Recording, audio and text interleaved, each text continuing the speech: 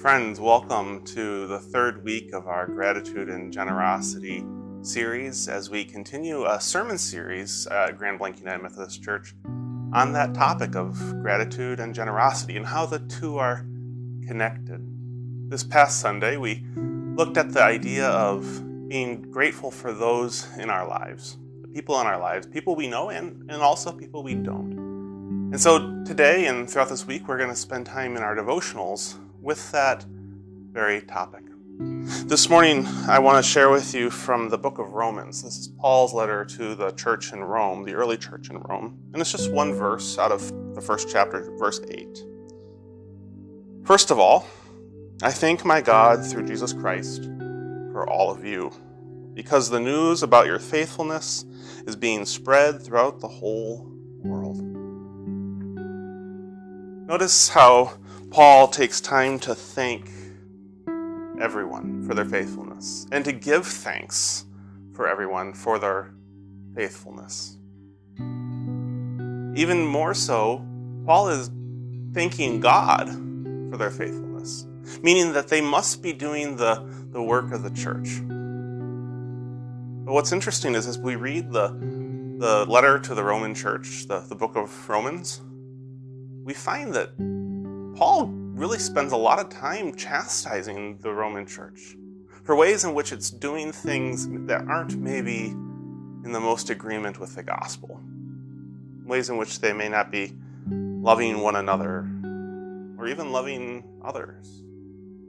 Ways they may be falling short of the expectation of what it means to be the church. We do that today, don't we? Sometimes we forget to love one another. Sometimes we forget to love others. Sometimes we fail to live up to the call of the gospel. Sometimes we fall short of what Jesus would call us to be as the church. So, was Paul lying in verse 8 when he was giving thanks for the faithfulness and the goodness of everyone in that church? No, I don't think he was. I think what he was saying is that in spite of the fact that we don't always agree, I give thanks for you.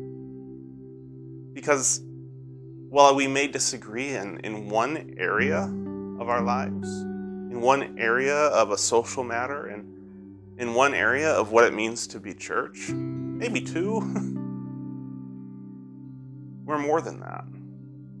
God created us to be more than single-issue people. And so Paul is offering an example of what it means to be grateful for those in our lives. Those we know and those we don't. Those we agree with and those we don't. Because we can be thankful for who someone is and also find ourselves disagreeing with them.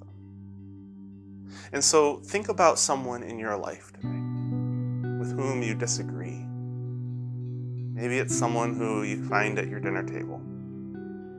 Maybe it's someone at work, someone at school, someone at church.